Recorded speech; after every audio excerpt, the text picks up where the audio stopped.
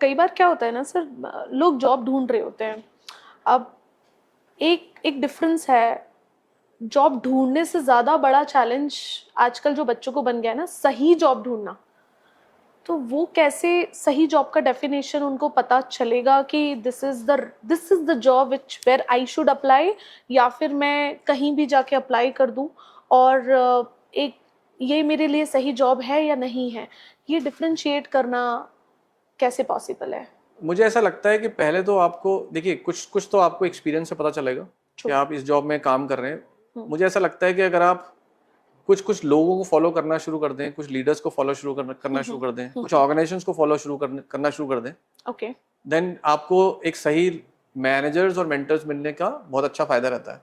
और आजकल social media की प्रेजेंस की वजह से जैसे ग्लासडोर है, आप ग्लासडोर के पास ऊपर जाके कंपनीज के बारे में पढ़ सकते हैं, उनके कल्चर के बारे में पढ़ सकते हैं। So getting into the right culture, मुझे लगता है कि वो बहुत इंपॉर्टेंट चीज़ है। Working with right set of managers बहुत इंपॉर्टेंट है, क्योंकि जनरली एक ट्रेंड ऐसा बन जाता है, बन भी गया है कि हर मैनेजर्स को, लीडर्स को भी ऐसे लोग चाहिए जो बने बनाए आए, जबकि ऐसा होता नहीं है। तो आपको you will have to find, आपको ऐसे लोग ढूंढने पड़ेंगे जो आपके लिए टाइम इन्वेस्ट कर सकें, आपको गलतियां करने के लिए अलाउ करें।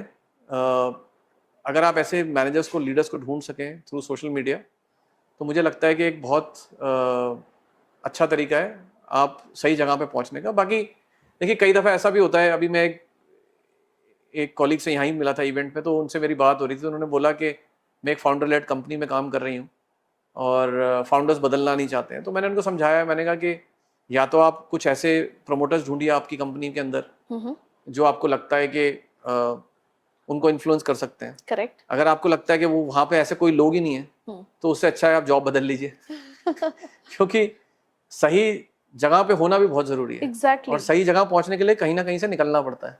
बिल्कुल सही बात। तो आई थिंक सोशल मीडिया के थ्रू आप ढूंढ सकते हैं लोगों को, लीडर्स को ढूंढ सकते हैं, आप उनको फॉलो कर सकते हैं। और एक आजकल हर लीडर, हर मैनेजर सोशल मीडिया पे इतना एक्टिव है कि आपको उसके बिहेवियर के बारे में आप वैसे ही पता कर सकते हैं। True. तो आप कंपनीज को भी ढूंढ सकते हैं ग्लासडोर के थ्रू, सोशल मीडिया के थ्रू, यही तरीके हैं एक राइट अपॉर्चुनिटी को आइडेंटिफाई करने के लिए। बट जब आदमी शुरू करता है, just to conclude the point, जब आदमी शुरू करता है तब उसको ये नहीं सोचना है कि ये सही काम है, ये गलत काम है। जो भी काम आ रहा है आप समझो कि एक बहुत अच्छी बात मुझे एक मैनेजर ने बताई थी कुछ बहुत अर्ली इन माय करियर में। वो कहता है कि मैं हर 6 महीने में एक नया रिज्यूमे बनाता हूँ। ओके। और वो कहता है कि मैं जॉब ढूंढने के लिए रिज्यूमे नहीं बनाता हूँ, बट ये देखने के लिए बनाता हूँ कि मैंने क्या नया सीखा। ओके।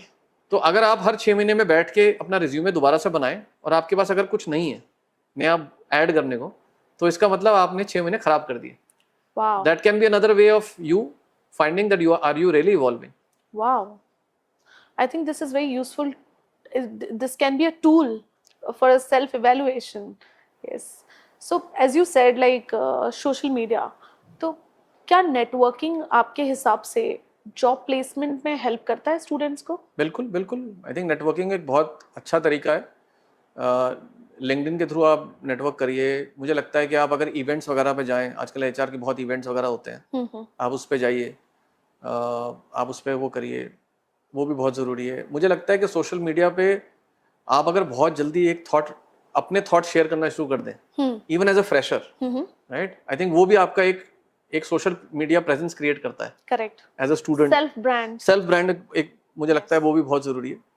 जितने जितने आप इवेंट्स में जाएंगे, आप लोगों से मिलेंगे, उनसे बात करेंगे, तो आई थिंक एक बहुत अच्छा तरीका है जो आप नेटवर्किंग के थ्रू जॉब्स वगैरह आपको अच्छी मिल सकती है। सो व्हाट यू थिंक कि एज एन स्टूडेंट, और जब मैं किसी कंपनी में जॉब के लिए अप्लाई कर रही हूँ, तो मुझे एम्प्लॉयर से क्या चीज़ें हैं जो ये तो बेसिक है, ये तो होना ही चाहिए।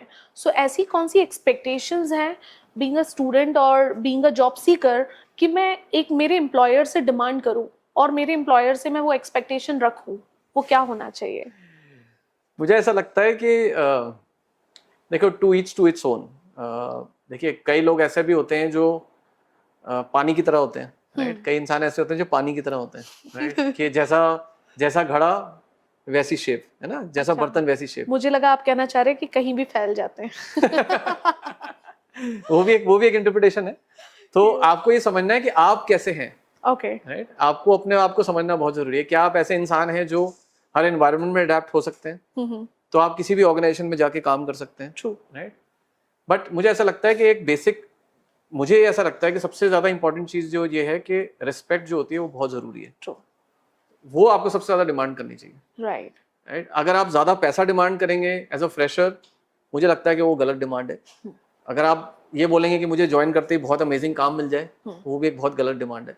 राइट मेरे इनिशियल ईयर्स में ऐसे भी दिन आए थे जब मुझे मेरे मैनेजर ने बोला कि तुम ये, मेरे को फर्स्ट काम जो मुझे एचआर में मिला था MIS के साथ, वो ये था कि आप ये लोगों के पेपर्स आए इनको जाके फाइलों में लगाओ, बिल्कुल राइट? अगर आप आजकल के बच्चे को ये बोलेंगे कि आप जाके पेपरों को फाइलों में लगाओ, वो कभी नहीं लगाएगा, they will quit right? They will quit हाँ, तो आप, मुझे ऐसा लगता है कि एज अ फ्रेशर बच्चे को ये डिमांड करनी चाहिए कि मुझे राइट रिस्पेक्ट मिले, काम ऐसा मिले जिसमें मुझे ऐसा लगता है कि वो इवॉल्व कर पाए, नया सीख पाए, और राइट एनवायरनमेंट अगर उसको मिले, तो मुझे लगता है कि ये चीज़ें as a student, as a fresher मुझे डिमांड करनी चाहिए।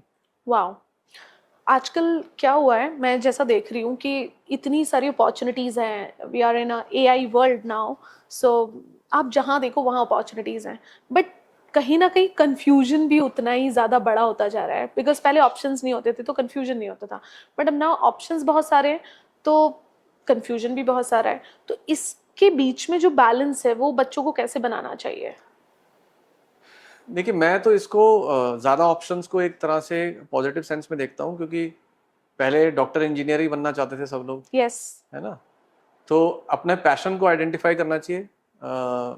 अपना फर्स्ट टॉप प्रायोरिटी क्या है, जैसे मैंने पहले भी बात करी कि आपका फर्स्ट टॉप प्रायोरिटी क्या है, आप उसकी तरफ फोकस करिए। अगर वो नहीं कर पा रहे किसी वजह से, तो आप सेकंड टॉप प्रायोरिटी की तरफ ध्यान दीजिए। अपने आप को, मैं फिर वही बार बार बोलूंगा कि अपने आप को समझना बहुत ज़रूरी है। ट्रू एज एन इंडिविजुअल आपके लिए क्या इंपॉर्टेंट है, आपका क्या पैशन है। अगर आप अपने पैशन से अपना लिविंग कमा सकें, उससे अच्छा कुछ नहीं हो सकता। ट्रू अगर कोई फोटोग्राफी करना चाहता है, कोई गिटार बजाना चाहता है, कोई म्यूजिशियन बनना चाहता है, राइट? तो वो, मुझे लगता है कि वो बहुत इंपॉर्टेंट है। उसकी तरफ हमें ध्यान देना चाहिए, बजाय कि मेरा पड़ोसी क्या कर रहा है या मेरा दोस्त क्या कर रहा है, ट्रू राइट? तो मुझे लगता है कि यही चीज़ें जो मुझे लगता है बहुत इंपॉर्टेंट है, that can really help okay. The student. Now एक चीज़ आती है, क्या होता है कि बच्चे कॉलेज से निकलने के बाद जॉब के इंटरव्यूज देते हैं, but multiple times after trying multiple times they get reject, और वो जो बार बार रिजेक्शन होता है, sometimes they used to get the feedback from the company and sometimes they don't get the feedback from the companies. So उस condition में students को उस self evaluate वो कैसे करें कि वो अगली बार जब apply करें so that they will not reject? I think, मुझे ऐसा लगता है कि एक तो जैसे आपने बोला कि कई जगह फीडबैक मिलता है, कई जगह नहीं मिलता है, 90% केसेस में नहीं मिलता है। नहीं मिलता है।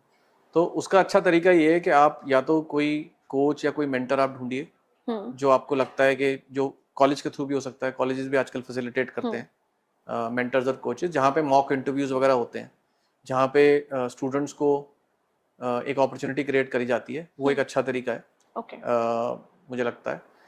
एक और बहुत अच्छा तरीका मुझे लगता है कि जो बहुत जगह ट्रेनिंग्स में भी यूज़ होता है, आप अपने आप को रिकॉर्ड करिए।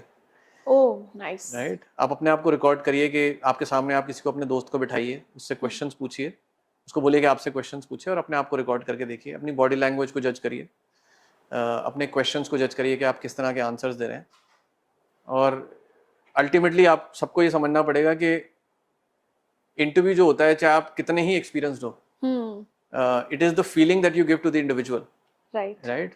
जो मुझे लगता है कि बहुत इंपॉर्टेंट फैक्टर प्ले करता है।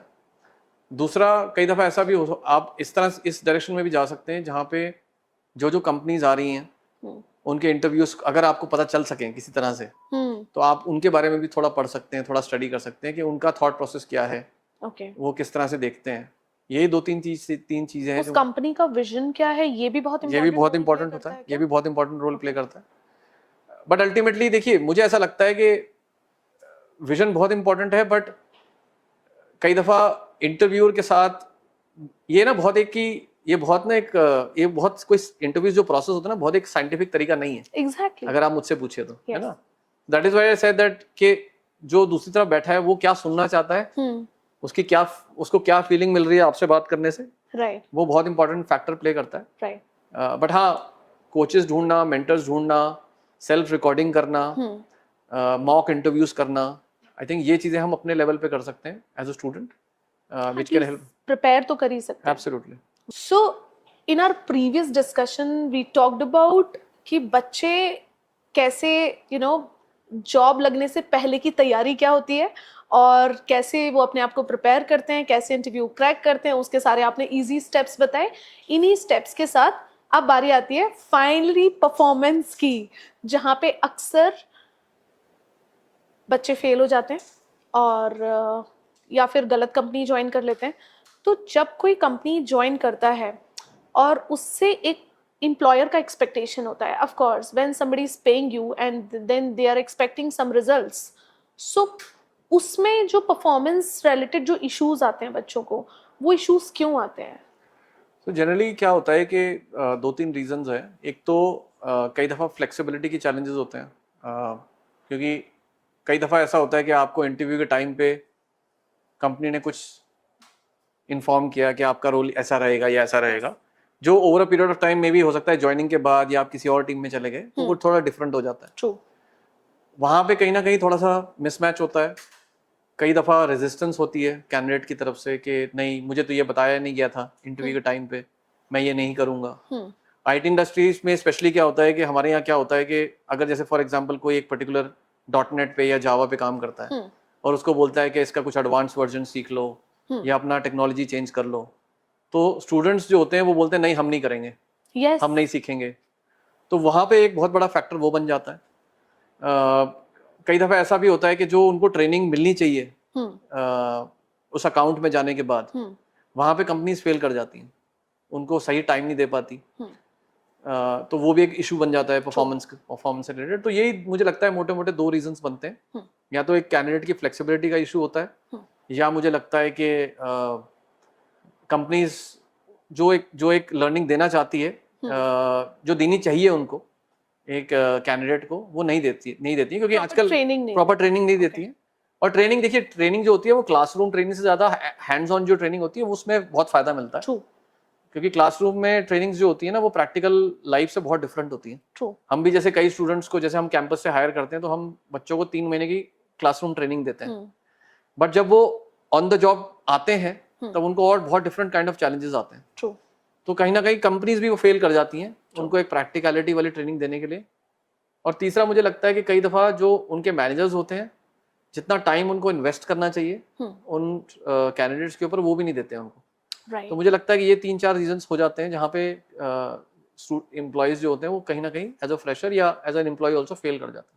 तो आपने ब्रॉडली 3 चीजें बताई। One is of course students का resistance towards not taking those roles which company is offering, और मे बी रॉन्ग JD और रॉन्ग जजमेंट। तो उस चीज को स्टूडेंट को कैसे हैंडल करना चाहिए और उनका क्या अप्रोच होना चाहिए? मुझे ऐसा लगता है कि आपको एज अ स्टूडेंट और एज अ कैंडिडेट, अगर आपको बहुत ही कुछ ड्रास्टिकली डिफरेंट बोला जा रहा है करने को, राइट, या आपको लगता है कि ये बिल्कुल ही आपके अपने करियर के विजन के बिल्कुल अगेंस्ट है, तब तो आप रेजिस्टेंस दिखानी चाहिए आपको। बट एज अ कैंडिडेट मुझे लगता है कि अगर आपको थोड़ा सा लेफ्ट या राइट चलना पड़े तो उसमें कोई हर्ज नहीं होता, राइट। कई दफ़ा, अगेन मैं IT का एग्जांपल दूंगा, हमारे यहाँ क्या होता है कि कई दफ़ा बेंच पे बहुत लोग बैठे होते हैं, करेक्ट, राइट। तो 3 महीने 4 महीने तक लोग बेंच पे बैठे रहते हैं, हम उनको अपॉर्चुनिटीज भी देते हैं और वो बोलते हैं नहीं, मैं ये टेक्नोलॉजी नहीं करूंगा, नहीं मैं ये नहीं करूंगा, और इवेंचुअली हम उस सिचुएशन में पहुंच जाते हैं जहां हम बोलते हैं हमारे पास कोई जॉब नहीं है, and then they have to lose their jobs. तो मुझे ऐसा लगता है कि उससे अच्छा तरीका ये है कि जो आपके पास, और आपको ना थोड़ा एनवायरनमेंट को और टाइम को समझने की भी जरूरत होती है। अगर आपको ऐसा लगता है कि अपॉर्चुनिटीज, कोई भी कंपनी किसी को जबरदस्ती तो निकालेंगे नहीं, क्योंकि उसने अब इन्वेस्ट किया आपके ऊपर, ट्रेनिंग के ऊपर भी और आपको हायरिंग के ऊपर भी। तो कहीं ना कहीं अगर आपको ऐसा लगता है कि आप कुछ टाइम के लिए एक नई अपॉर्चुनिटी जो आपके शायद आपके मन की नहीं भी है, अगर आप उसको पिक करके थोड़े टाइम सर्वाइव करते हैं, then you can get another rotation and get into a job. That is one important thing which I can think of. अगर आपको लगता है आपके मैनेजर्स आपको सही टाइम नहीं दे पा रहे हैं, तो उनके साथ जाके आप कॉन्वर्सेशंस कर सकते हैं, आप HR से बात कर सकते हैं। कोई भी अच्छी प्रैक्टिसिंग ऑर्गेनाइजेशन जहाँ पे कल्चर अच्छा होता है, इन चीज़ों को बहुत पॉजिटिवली लिया जाता है। यहाँ पे ये कोई कंप्लेन करने वाली बात नहीं है, but it is just about finding the right resources और आपको सही सपोर्ट मिलने वाली बात है। तो आप वो भी एक राउट ले सकते हैं, या आप अपने स्किप मैनेजर के पास जा सकते हैं कि आपको सपोर्ट नहीं मिल रहा है। राइट, ये आप 2-3 चीजें कर सकते हैं जिससे आपको लगता है कि आपका थोड़ा सा एक्सपीरियंस बेटर है। ओके।